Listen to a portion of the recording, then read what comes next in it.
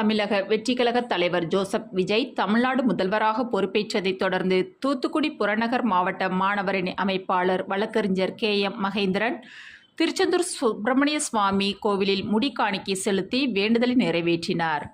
அப்போது அவர் செய்தியாளர்களிடம் கூறுகையில், தமிழக வெற்றிக்கழக தலைவர் தளபதி விஜய் அவர்கள் தேர்தலில் அமோக வெற்றி பெற்று தமிழ்நாடு முதல்வராக பதவியேற்றால் திருச்செந்தூர் முருகப்பெருமானுக்கு முடிக்காணிக்கை கொடுப்பதாக வேண்டியிருந்தேன்.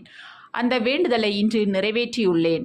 தமிழ்நாட்டில் இத்தனை ஆண்டு காலம் பல கோடி ரூபாய் செலவு செய்து வாக்காளர்களை விலை கொடுத்து வாங்கி வெற்றி பெற்று ஆட்சி அமைத்தனர். தற்போது நடைபெற்ற சட்டமன்ற தேர்தலில் மக்கள் மாற்றம் வேண்டும், தளபதி விஜய் அவர்கள் மாற்றம் தருவார் என நம்பி வாக்களித்து தளபதி விஜயை வெற்றி பெற செய்து முதல்வராக அரியணையில் அமர்த்தியுள்ளனர். மக்கள் பணநாயகத்தை வீழ்த்தி ஜனநாயகத்தை வெற்றி பெற செய்துள்ளனர். அதேபோன்று சாதாரண எளிய மக்களும் இன்று MLA ஆகியுள்ளனர், அமைச்சராக பதவியேற்றுள்ளனர். இது தமிழக வரலாற்றில் மிகப்பெரிய மாற்றமாகும். அதேபோல் தமிழ்நாடு முதல்வர் தளபதி விஜய் தலைமையிலான ஆட்சி எளிய மக்களுக்கான ஆட்சியாக இருக்கும். சாமானிய மக்களும் பயன்பெறுவர். தளபதி விஜயை முதல்வராக்கிய திருச்செந்தூர் முருகனுக்கு நன்றி என்றார்.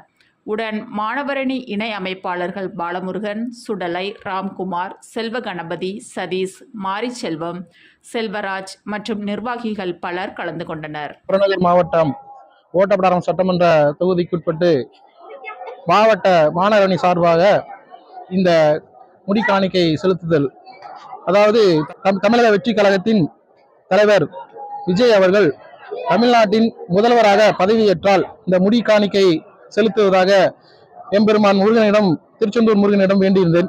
அந்த வேண்டுதலை இப்பொழுது நிறைவேற்றியுள்ளேன்.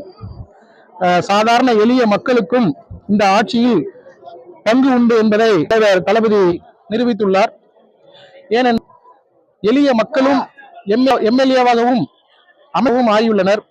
அதனால் எளிய மக்களான ஆட்சி நடைபெறும் என்பதை இதில் மிக சிறப்பாக நடைபெறும் என்பதை இதை தெரிவித்துக் கொள்கிறேன்.